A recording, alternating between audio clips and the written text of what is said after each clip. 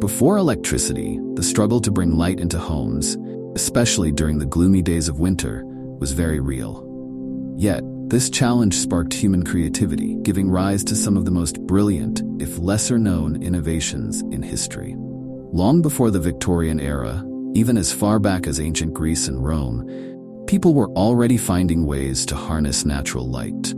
The Greeks designed homes that captured sunlight through angled courtyards, while the Romans mastered the art of open-roof atriums called compluviums, allowing sunlight to flood into their central rooms. As early as the 1st century, the Romans began experimenting with primitive forms of glass to let daylight in while keeping the cold out. Medieval and Renaissance homes were often dim, shadow-filled spaces. Windows were small, glass was scarce and costly, and buildings were typically designed for defense over daylight. For most people, natural light was only available through narrow slits or tiny glassless windows, covered with thin materials to block the wind. To keep interiors visible, households relied heavily on candles, but these weren't as easy to come by as we might think. Wax candles, in particular, were luxuries saved for special occasions because beeswax was expensive and hard to produce. Instead, most people used tallow candles made from animal fat, which had an unfortunate smoky smell and left a greasy residue. Meanwhile, torches and oil lamps were commonly used, but they posed a risk of fire in tightly packed spaces. By the Renaissance, new techniques made glass more accessible, and wealthier homes could afford larger windows.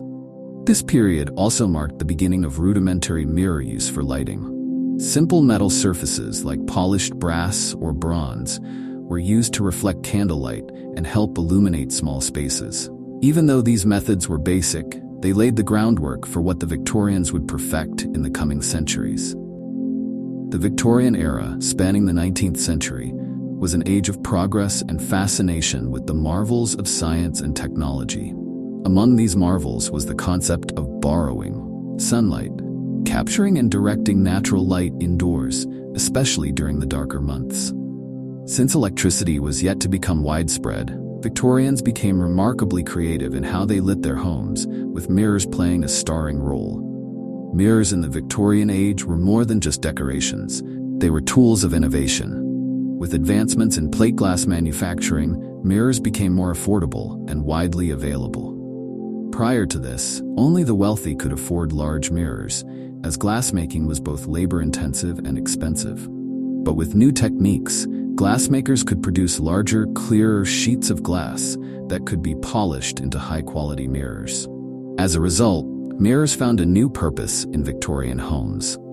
By placing mirrors strategically on walls opposite windows, Victorians could double the amount of sunlight in a room. During the day, these mirrors captured incoming sunlight, reflecting it deeper into the interior, making rooms appear brighter and more spacious. The positioning was everything. If the mirrors caught the light at just the right angle, they could transform dim spaces into well-lit areas that felt inviting and warm. The Victorians also experimented with concave mirrors, which focused and directed sunlight much like a magnifying glass. These mirrors could intensify light and project it across a room, making them popular in hallways and rooms that lacked direct access to windows. The most luxurious Victorian homes even included custom-built light wells, or narrow shafts lined with mirrors to channel sunlight down through multiple floors. These innovations didn't just light up Victorian homes, they were practical, beautifully simple ways of inviting the outdoors inside. By making the most of natural sunlight, the Victorians were not only ahead of their time in sustainable design, but also masters of creating warm, sunlit spaces using only the tools at hand. If you enjoyed this video, don't forget to like and subscribe for more historical insights, and let us know in the comments what other pre-electric solutions you'd like to learn about next.